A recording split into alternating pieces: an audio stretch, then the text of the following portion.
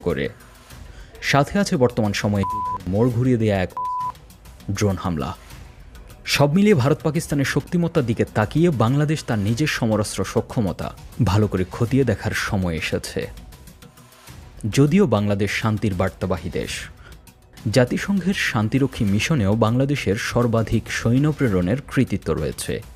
তবে দক্ষিণ এশিয়ার জটিল ও কুটিল ভূরাজনৈতিক সমীকরণের সামনে দাঁড়িয়ে বাংলাদেশের নিজের স্বাধীনতা ও সার্বভৌমত্ব বজায় রাখার পূর্ণ অধিকার রয়েছে। বর্তমানে সংগঠিত যুদ্ধগুলো যেমন রাশিয়া ইউক্রেন যুদ্ধ, আজারবাইজান আর্মেনিয়া যুদ্ধ কিংবা সদ্য শুরু হওয়া ভারত পাকিস্তান সংকট, সব ক্ষেত্রে দুটি বিশেষ যুদ্ধাস্ত্র কার্যকরভাবে ব্যবহৃত হতে দেখা যাচ্ছে। তারা হলো মাল্টিরোল ফাইটার জেট এবং অ্যাটাক ড্রোন। বাংলাদেশ যেমন শান্তি চায়, তেমনি যে কোনো অবস্থায় নিজেকে রক্ষার জন্য প্রস্তুত থাকার প্রত্যয় দেখা যায় বাংলাদেশের মাঝে। বর্তমানে প্রফেসর ইউনূসের নেতৃত্বাধীন অন্তর্বর্তীকালীন সরকারের হাত ধরে বাংলাদেশকে তার সামরিক সক্ষমতা বাড়াতে মনোযোগী হতে দেখা যাচ্ছে। বাংলাদেশের এই চাহিদা মেটানোর পথে সাথী হয়েছে মুসলিম বিশ্বের অন্যতম সামরিক শক্তি তুরস্ক এবং বাংলাদেশের কৌশলগত মিত্র চীন। তুরস্ক ও চীন থেকে বাংলাদেশ পেতে যাচ্ছে বড় আকারের সামরিক সহযোগিতা।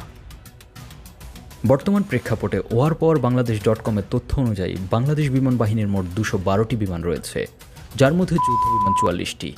গ্লোবাল ফায়ার পাওয়ার ইন্ডেক্স 2024 অনুসারে বিশ্বের সামরিক শক্তির তালিকায় বাংলাদেশের অবস্থান 37তম, যেখানে গত বছরে অবস্থান